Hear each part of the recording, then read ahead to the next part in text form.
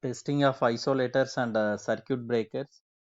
Isolator can be used in both of them act as a switch, whereas isolator is used in offload condition, which is used to break minimum breaking current. It will act as a mechanical switch, and the test procedure is explained according to IS 9921 Part 1 1981.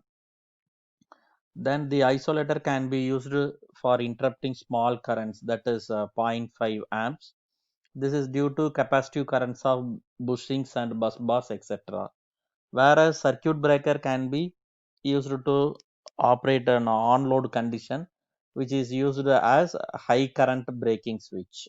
Okay, circuit breaker is called as on-load or high current breaking switch, whereas isolator is called as off-load or minimum current breaking mechanical switch.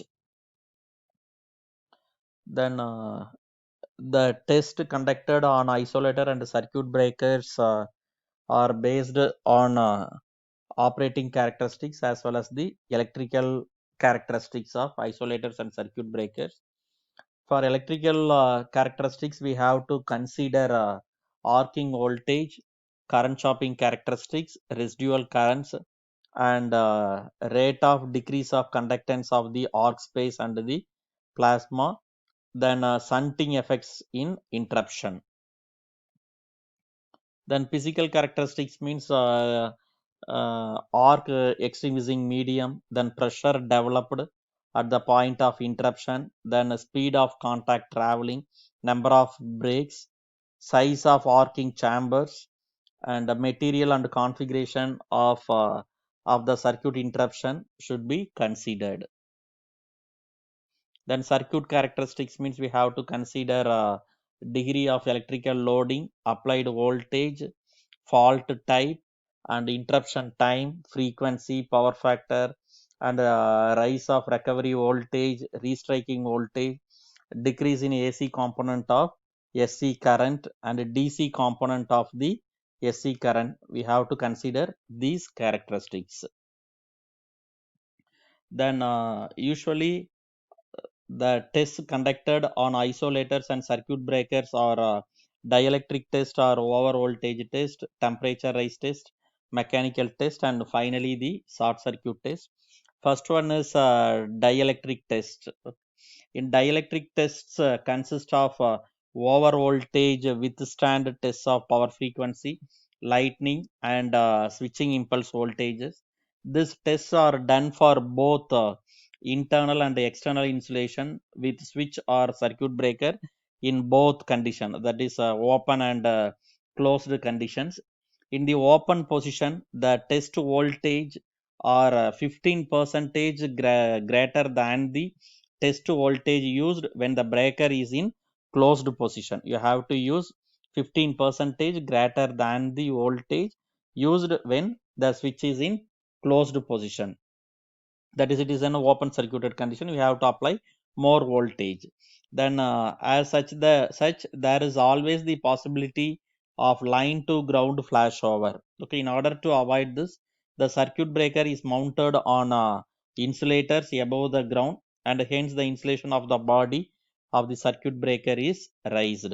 The next test is a impulse test. The impulse test with the lightning impulse wave of standard shape are done in similar manner as that of insulators. In addition, the switching surge tests are also carried out to assess their performance under over voltages due to switching operation. The next one is a thermal test. The thermal tests are conducted on insulators, isolators, and circuit breakers in order to check the thermal behavior of the breakers. In this case, the rated current is applied through all the phases of switchgear is passed continuously for a long period to achieve steady state condition. And the thing is, the temperature rise must not exceed 40 degrees centigrade when the normal current is less than 800 amps, and 50 degrees centigrade if it is more than 800 amps. and the contact resistance between the isolating contacts between the moving and fixed contacts are very important. These points are generally the main sources of excessive heat generation. Next one, mechanical characteristics. In order to ensure the opening and closing of the circuit breaker without mechanical failure, and it requires 500 operations, sometimes 20,000 operations without failure, and with no adjustment of the mechanism, and as a resulting change in the material or dimensions of a particular component may considerably improve the life and efficiency of the mechanism. And the next test is a short circuit test. This most important test carried out on the circuit breaker or short circuit test, because these tests access the primary performance of these devices, that is their ability to safely interrupt the fault current. And these tests consist of determining the making and breaking capacities at different load currents and rated voltages. In this case of isolators, the short circuit tests are conducted only with the limited purpose in order to determine their capacity to carry the rated short circuit current for a given duration. And no breaking or making current tests are conducted in isolators. Then the different methods of conducting short circuit tests are direct test. Another one is the synthetic test. In the direct test, you are using that power utility system as a source. Then another one is using short circuit generator as the source. First one, the direct test, using that power utility system as the source. Here in this test is conducted in order to check the ability to make or break in normal load conditions or short circuit conditions, and this test is done during limited energy consumption. And here the drawbacks and advantages are given here. Advantages, that is tested under actual conditions in a network. Then the special cases can be, that is breaking of charging current of long line, short line, and different types of faults can be carried out. And thermal and dynamic effects of short circuit currents can be studied. Then the main drawbacks of this direct test are can be tested only in rated voltage. We are not conducting excess voltage. Then test is only at light load conditions. Then this is the arrangement for direct testing, short circuit test in laboratories. This circuit breakers is tested at different voltages and different short circuit currents. Okay, different voltages and different short circuit currents we are testing under this case. Here it consists of a short circuit generator. Here consists of a short circuit generator. Here it is a breaker, reactor, okay, and a making switch, measuring devices, etc., and CT, etc. Here the make switch, this make switch initiates the short circuit current, and the master circuit breaker, this master circuit breaker isolate the test device from the source. Okay, here this is the source. So this master circuit breaker isolates the test device from the source at the end of the predetermined time set on the test sequence controller. Also, this master circuit breaker, this circuit breaker is also tripped if the test device fails to operate properly. Then synthetic tests of circuit breaker. In that synthetic test, we are applying heavy current at low voltage is applied, and recovery voltage is also simulated by high voltages and small current source. And this is the diagram for conducting the experimental arrangement. Here the one represents the master breaker. First one is the master breaker. Then third one is a switch. Two is the current controlling inductance, and fourth one is the auxiliary breaker. Okay, first one is the master breaker, and fourth one is the auxiliary breaker. And here 5 is the voltage waveform controlling choke. Voltage waveform controlling choke. Then sixth one is the trigger gap. Sixth one is the trigger gap. Next we will see that a procedure of conducting this experiment.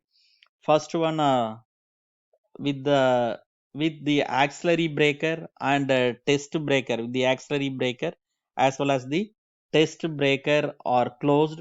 The closing of making switch causes the current to flow through the test breaker. Okay, then the current will flow through the test breaker. At some instant, say t naught, the test circuit breaker begins to open, and the master circuit breaker 1 becomes ready to clear the generator current. At some, we have to see that waveform, from that only we may make clear. At some instant t1, just before 0 of the generator current, the trigger gap 6 closes. This trigger gap 6 closes, and the higher frequency current from the discharging capacitor CV, if it is closed, means then the capacitor CV is going to charge, also flow through the arc. At some time interval t2, then the generator current is 0, then the circuit breaker 1, the circuit breaker 1 clears the circuit at time interval t2. Here see, time interval t2, the generator current is 0, then master circuit breaker 1 is opened, the current will flow through the test circuit breaker and full voltage will be available. At the instant of breaking, the source is disconnected and a high voltage is supplied through the auxiliary circuit breaker 4. Auxiliary circuit breaker 4. Then here, that is the general thing it is given here. That a transformer, here the testing procedure is as follows. That is breaking capacity, that is B means breaking capacity, and M means making capacity.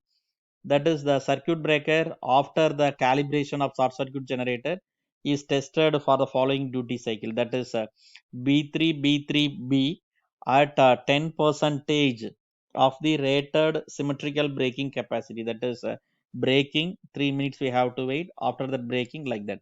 Then second case is you have to follow this procedure. B3 B3B at 30 percentage of the rated symmetrical braking capacity. Third step is B3 B3B at 60 percentage of the rated symmetrical braking capacity. And finally we have to apply that B3 MB, that is making as well as braking. 3 hyphen MB hyphen 3 MB at 100 percentage braking capacity with the recovery voltage not less than 90 percentage of the rated voltage service. We have to apply these things.